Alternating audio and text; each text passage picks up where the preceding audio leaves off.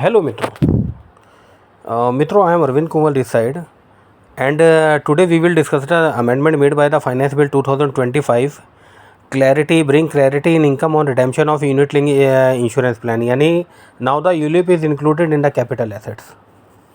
As you know, the definition of the capital asset is given under Section 2, Clause 14 of the Income Tax Act.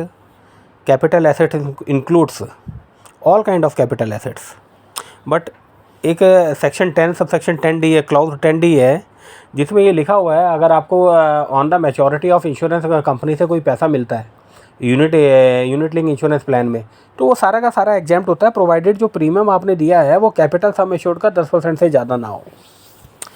अगर वो वाली exemption आपको मिल रही है फिर तो वो टैक्स नहीं होगा, लेकिन अगर आपको वो एग्जेम्पशन नहीं मिल रही then you'll will be consider your capital assets. Now we read the provision. Provision पढ़वाता हूँ आपको। ये फाइनेंस बिल मेमोरेंडम है जिसको पढ़ते हैं। Bring clarity in income on redemption of unit link insurance policy. Clause 10D of section 10 provide for income tax exemption on the sum received under a life insurance policy including bonus of such policy. ये clause 10D जो section 10 का है, section 10 of the income tax act deal with the exempted income.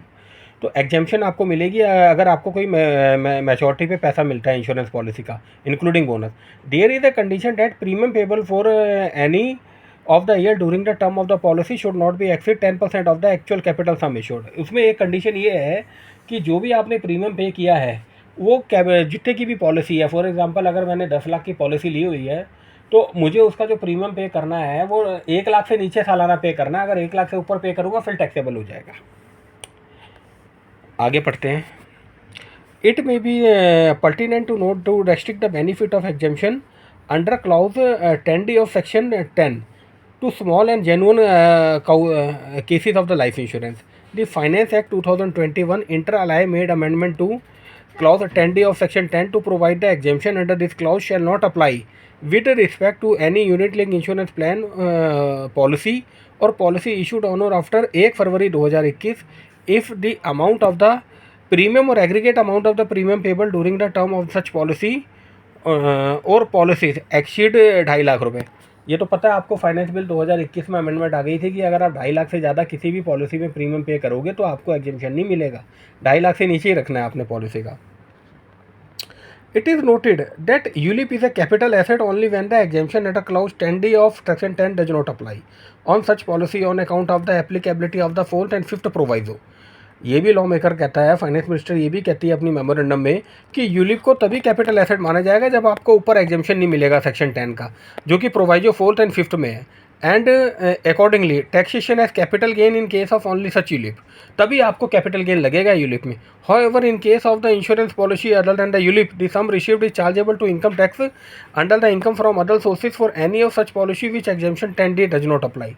अगर आपको insurance company से कोई पैसा मिलता है और उस पर अगर सेक्शन 10 क्लॉज 10D अप्लाई नहीं होता तो वो आपकी अदर सोर्स में इनकम बन जाएगा।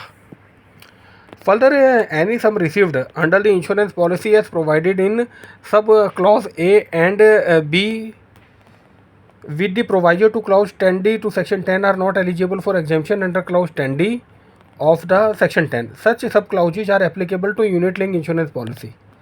It is therefore proposed to rationalize the provision for unit linked insurance policy so as to provided that.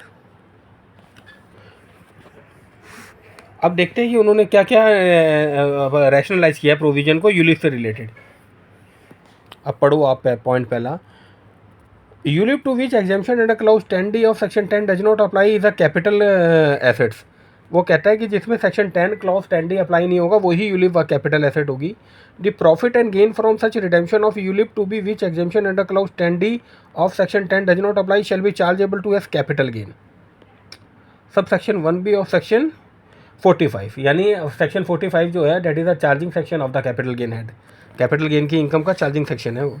ULIP to which exemption under clause 10D of section 10 does not apply shall B definition of the equity oriented fund shall be included in the definition of the equity oriented fund. मतलब वो ये कह रहा है जो ULIP है जिस पे एग्जेम्पशन नहीं लगेगी सेक्शन 10 क्लॉज D की, उसको हम इक्विटी ओरिएंटेड फंड मान लेंगे, यूलिप में इंक्लूड कर देंगे। Clause A of explanation to section 112LA। और ये भी बताया कि अमेंडमेंट कब से लागू होगा। देखिए, this amendment will take effect 1 April 2025 and shall accordingly apply in relation to assessment year 26-27 and subsequent year. तो आपको अब बड़ा केयरफुल रहना है कि ULIP is also a capital assets, और वो यूलिप कैपिटल एसेट्स है जिसके ऊपर आपका सेक्शन 10 क्लॉज 10D अप्लाई नहीं होता। अगर अप्लाई हो जाएगा वो तो एग्जेम्प्ट है, फिर वो तो टैक्सेबल नहीं होगा। Thank you. अगर आपको इनकम टैक्स रिटर्न से कोई रिलेटेड क्वेरी है, ITR फार्म कौन सा भरना है, taxation of the future and option, taxation of the crypto currency, और आपका गिफ्ट डीड क्या होती है, ब्लड रिलेशन में कैसे पैसे ट्रांसफ़र कर सकते हैं, आप मुझसे हेल्प ले सकते हैं। Thank you.